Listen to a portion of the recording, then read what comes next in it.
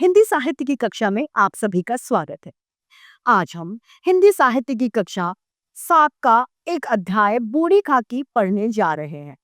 हिंदी साहित्य हमें सिर्फ बोलना ही नहीं सिखाता, अपितु जीवन जीने की कला और उसके महत्व को भी समझाता है, उससे अवगत कराता है। आइए, बिना किसी देरी के इस अध्याय को शुरू करते हैं। यह है अध्याय 11, बूढ़ी काकी। पाठ परिचय से जानेंगे कि आधुनिक युग यानी आज के युगों में घरों में बड़े बुढ़े जो होते हैं, बड़े बुजुर्गों की किस कदर उपेक्षा की जाती है, उनका अनादर किया जाता है। इस कहानी में यह बड़े मार्मिक ढंग से बताया गया है। घर में उत्सव होने पर बूढ़ी काकी को खाना तक नहीं दिया जाता और वह इंतजार करके सो जाती है। लेकिन जब उसकी पोती अपना बचा हुआ खाना लाकर उसे खिलाती है तो काकी की शुदा तड़प उठती है, यानी भूख जो है वो उठ जाती है और वह झूठी पत्तलों से खाना उठाकर खाने लग जाती है। आइए इसको शुरू करते हैं।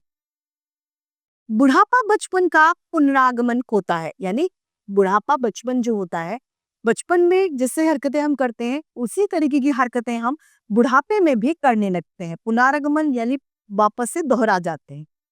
बूढ़ी काकी की जीभ के स्वाद के सिवा और कोई चेष्टा शेष नहीं थी, यानी बूढ़ी काकी की जो जीभ थी, यानी उन्हें टेस्ट बहुत ज्यादा उन पर हावी था और न अपने कष्टों की ओर आकर्षित करने का, रोने के अतिरिक्त यानी रोने के अलावा कोई दूसरा सहारा ही नहीं था। सारी इंद्रियां, हाथ और पैर उनके अब जवाब दे चुके थे, जर्जर हो गए थे, क्योंकि वो बहुत ज्यादा वृद्ध हो गई थी, बूढ़ी हो गई थी। जमीन पर पड़ी रहती और घर वाले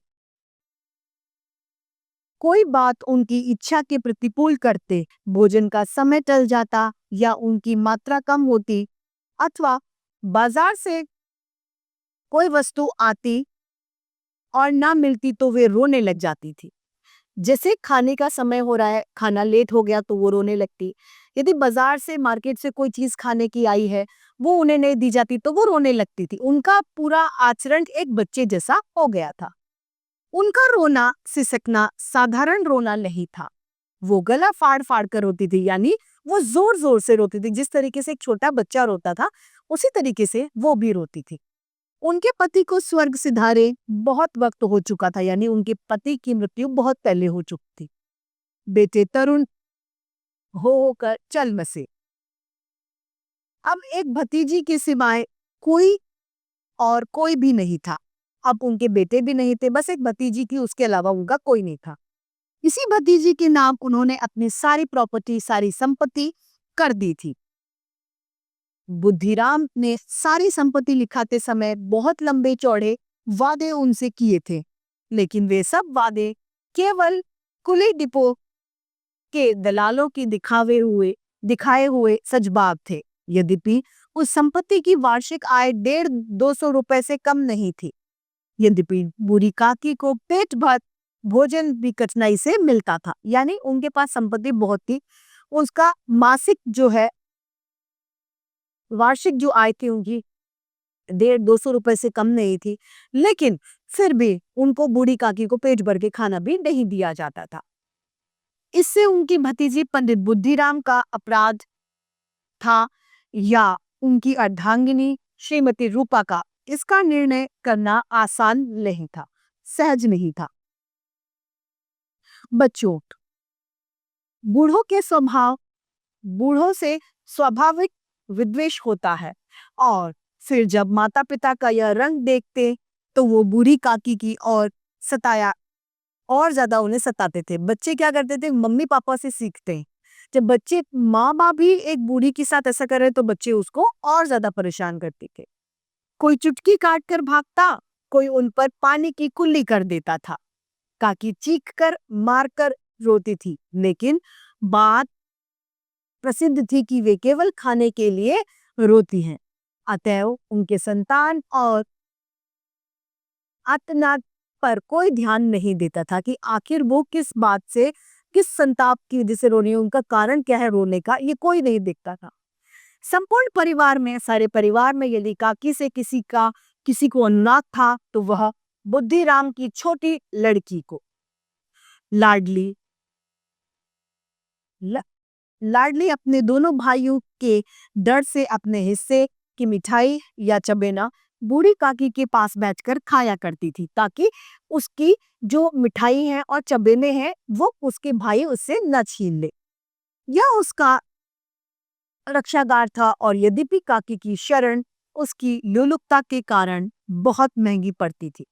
यद्यपि भाइयों के अन्याय से यह कहीं अधिक सुलभ थी। वो थोड़ा बहुत क्या करती थी उस समय, उस जब वो खाती थी तो वो दादी को भी दे दिया करती थी। उसके भाई उससे सारा ले लेते। उसकी तुलना के हिसाब से वो सोचते थे कि थोड़ा दादी को दे देना ही ठीक रहेगा।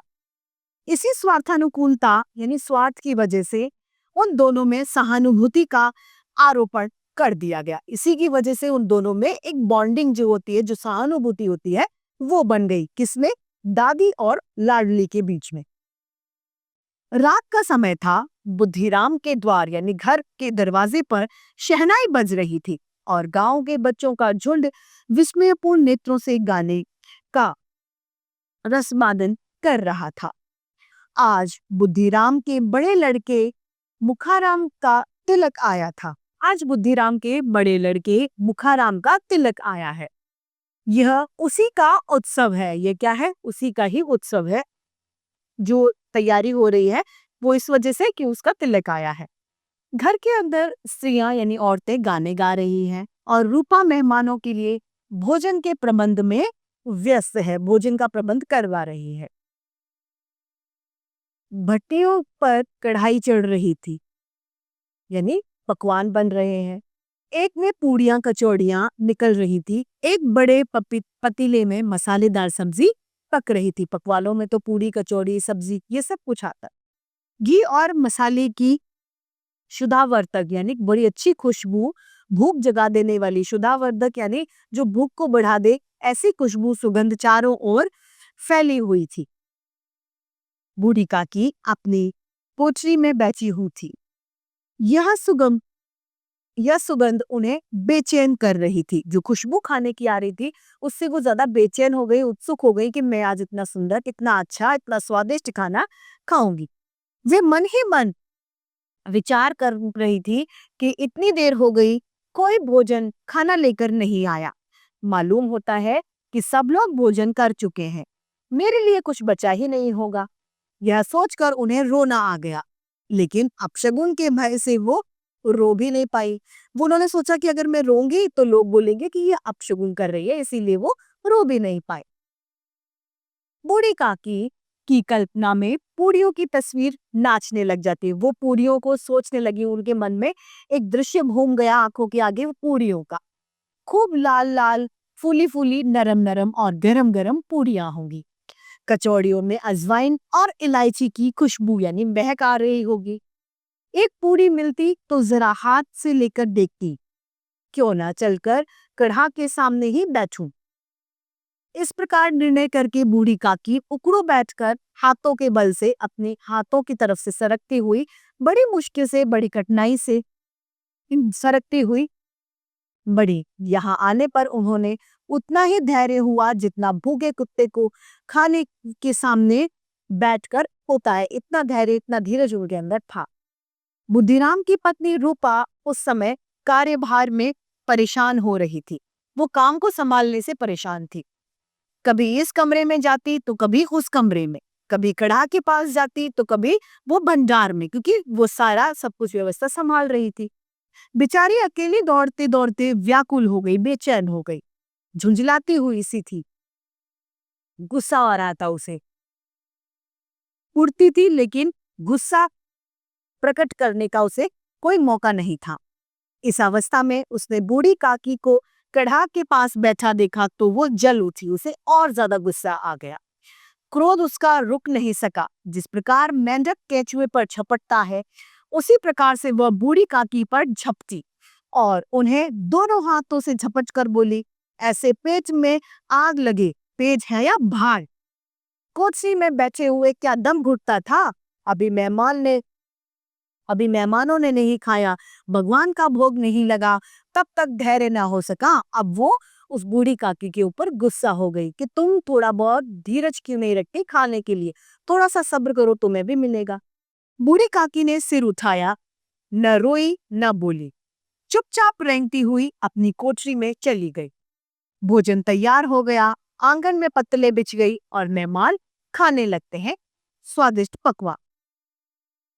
बूढ़ी काकी अपनी कोठरी में जाकर पश्चाताप कर रही थी कि मैं कहाँ चली गई। उन्हें रूपा पर क्रोध नहीं, गुस्सा नहीं आया, बल्कि अपनी जल्दबाजी का उन्हें ज्यादा दुख था कि मुझे जल्दबाजी नहीं करनी चाहिए। सच ही तो है, मैं जब तक मेहमान लोग भोजन न कर लेंगे घर वाले कैसे खाएंगे। वो बुढ़िया अपने ही मन में अपने आप में सोचने लगी। मुझसे इतनी देर भी ना रहा गया, अब तक कोई बुलाने क्यों ना आया। जब तक कोई बुलाने नहीं आएगा जब तक मैं नहीं जाती। मन ही मन वो इसी प्रकार के विचार करके बुलावे का इंतजार करने लगी कि मुझे कोई बुलाने आएगा। वे मन को बहलाने के लिए लेट गई, धीरे धीरे गीत गाने लगी, गुनगुनाने लगी। उन्हें मालूम हुआ कि मुझे गाते हुए देर हो गई। क्या इतनी देर लग गई भोजन करने में? किसी की आवाज नहीं सुनाई दे रही। जरूर ही लोग खाना खा पी कर चले गए होंगे। मुझे कोई बुलाने नहीं आया। रूपा चिढ़ गई है, क्या जाने वो बुलाए या ना बुलाए। बूढ़ी काकी चलने के लिए फिर से तैयार हूँ। यह विश्वास की 1 मिनट में पूड़ियां उस और मसालेदार सब्जियां उनके सामने आई। उनकी स्वादेंद्रियां को गुदगुदाने लगी। उनकी जो स्वाद वाली इंद्रियां थी वो बहुत ज्यादा खुश हो गई। उन्होंने मन में तरह तरह के मंसूबे बांधे। पहले सब्जी से पूड़ियां खाऊंगी और फिर दही और शक्कर से कचौड़ियां रायते के साथ मजेदार मालूम होंगी। मतलब वो पूरी कल्पना कर चुकी थी कि मैं किस तरीके से खाने को खाऊंगी। चाहे कोई बुरा माने या भला, मैं तो मांग मांग कर भी खा लूंगी। लोग यही तो कहेंगे कि इतना विचार नहीं करते। कहाँ करें, इतने दिनों बाद पूड़ियां मिल रही हैं तो वो झूठा करके थोड़े ही उठ जाऊंगी, पेट भर के मैं खाना खाऊंगी। वो उकड़ू बैठकर हाथों के बल से सरकती हुई आंगन में आ गई। लेकिन दुर्भाग्य, मेहमान मंडली अभी बैठी हुई थी। कोई खाकर उंगलियां चाट रहा था, कोई तिरछे नैनों से देख रहा था कि और लोग अभी खा रहे हैं या नहीं। इतने में बूढ़ी काकी रेंगती हुई उनके बीच जाकर पहुंच गई। पंडित बुद्धिराम काकी को देखते ही गो क्रोध से गुस्से से तिलमिला गए। लपक कर उन्होंने काकी के दोनों हाथ पकड़े और घसीटते हुए लाकर उन्हें अंधेरी कोठरी में धम से पटक दिया। मेहमानों ने भोजन किया, घर वालों ने भोजन किया, लेकिन बूढ़ी काकी को किसी ने भी नहीं पूछा। बुद्धिराम और रूपा दोनों ही बूढ़ी काकी को उनकी निर्लज्जता के लिए दंड देने का निश्चय कर चुके थे। उन्होंने बोला कि हम बूढ़ी काकी ने ऐसा किया, इसकी वजह से उन्हें जरूर ही सजा देंगे, उन्हें खाना नहीं देंगे। उनके बुढ़ापे पर, दीनता पर, हत्यान पर किसी को करुणा, किसी को भी दया नहीं आई। अकेली लाडली उनके लिए परेशान हो रही थी। वो बच्ची व्याकुल थी कि उन्हें भोजन कैसे दिया जाए। लाडली को काकी से बहुत प्यार था। वह झुंझला रही थी कि वे लोग काकी को बहुत सी पूड़ियां क्यों नहीं दे देते। मेहमान क्या मेहमान सबकी सब खा जाएंगे? और यदि काकी ने मेहमान से पहले खा लिया तो क्या बिगड़ जाएगा? यदि मेहमानों से पहले काकी खा लेगी तो क्या हो जाएगा? वह काकी के पास जाकर उन्हें धैर्य देना चाहती थी, लेकिन माँ के डर से जा नहीं पाई, कहीं माँ उसे डांटे मारे ना। उनके अपने हिस्से की पूड़ियां बिल्कुल उसने नहीं खाई थी। उन पूड़ियों को काकी के पास ले जाना चाहती थी। उसका दिल अधीर हो उठ रहा था। बूढ़ी काकी मेरी बात सुनते ही उठ बैठेंगी, पूड़ियां देखकर कैसे खुश हो जाएंगी, मुझे खूब प्यार करेंगी, वो इस बात को सोचने लगी। रात के 11 बज गए थे। रूपा आंगन में पड़ी सो रही थी। लाडली की आंखों में नींद नहीं थी। काकी को पूड़ियां खिलाने की खुशी उसे सोने ही नहीं दे रही थी। वो चाहती थी कि किसी तरीके से बूढ़ी अम्मा बूढ़ी काकी को पूड़ी खिला दे। जब विश्वास हो गया कि अम्मा सो रही हैं तो चुपके से उठी और बूढ़ी काकी की कोठरी की ओर चल पड़ी। बूढ़ी काकी को केवल इतना याद था कि किसी ने मेरा हाथ पकड़कर मुझे घसीटा। फिर ऐसा मालूम हुआ कि जैसे कोई पहाड़ पर उठाए लाया जाता है और उनके पैर बार बार पत्थरों से टकराए। जब किसी ने उन्हें पहाड़ पर से पटका तो वो बेहोश हो गई, इतनी ही बात उन्हें याद थी। जब वे सचेत हुई, यानी जब वो होश में आई, तो किसी की जरा सी भी आहट न मिलती। उन्होंने समझा कि सब लोग खा पीकर सो गए हैं। यह विचार उन काकी यह विचार कर काकी निराशामय संतोष के साथ में लेट गई। ग्लानि यानी अपनी गलती से भर गला उनका भर आया, लेकिन मेहमानों की डर से वो रोई भी नहीं थी। सहसा उनके कानों में आवाज आई, काकी उठो, मैं पूड़ियां लाई हूँ। काकी ने लाडली की बोली पहचान ली, उसे आवाज समझ में आ गई। वो झटपट उठकर बैठ गई, दोनों हाथों से लाडली को टटोला और उसे गोद में बैठा लिया। लाडली ने पूड़ियां निकालकर काकी को दे दी। लाडली ने पूछा काकी ने पूछा, तुम्हारी अम्मा ने दी है? लाडली ने कहा, नहीं, ये मेरे हिस्से की है। काकी पूड़ियों पर टूट पड़े। 5 मिनट में पिटारी खाली हो गया। लाडली ने पूछा, काकी पेट भर गया? जैसे थोड़ी सी वर्षा ठंडक के स्थान पर और गर्मी पैदा कर देती है, उसी तरह से थोड़ी सी पूड़ियों से काकी की भूख और ज्यादा बढ़ गई, और ज्यादा उत्तेजित हो गई। वे बोली, नहीं बेटी, जरा अम्मा से और मांग लाओ ना। लाडली ने कहा, अम्मा सो गई है, मैं जाऊंगी तो मारेगी। काकी ने पिटारी को फिर टटोला। उसने कुछ खुरचन गिरे थे, कुछ टुकड़े चूरा पड़ा था। उन्हें निकालकर वो खा गए। बार बार खोट चाटती और चटकारे भर रही थी। हृदय महसूस रहा था कि पूड़ियां कैसे मिले, वो इस चीज को बार बार सोच रही थी। काकी ने अधीर मन इच्छा में प्रबल में बह रहा था। उचित और अनुचित यानी सही और गलत का विचार जाता रहा, मतलब वो सही और गलत की जो सीमा थी उसे भूल गई। वे कुछ देर तक उस इच्छा को रोकती रही।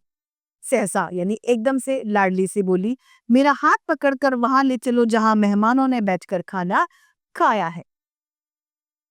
लाडली उनका अभिप्राय समझ न सकी। लाडली को ये पता नहीं चला कि वो ऐसा क्यों कह रही है।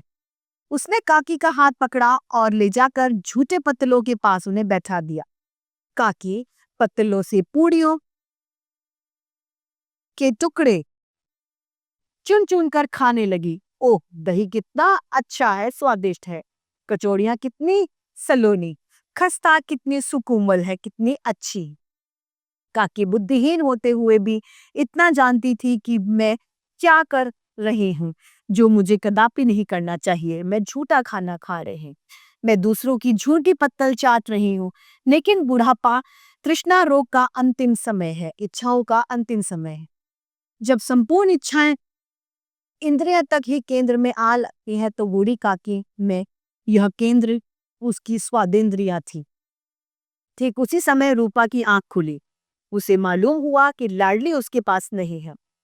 वह चौंकी। चारपाई से उसने इधर उधर देखा तो कहीं नीचे तो नहीं गिर पड़ी, वो ये सोचने लगी।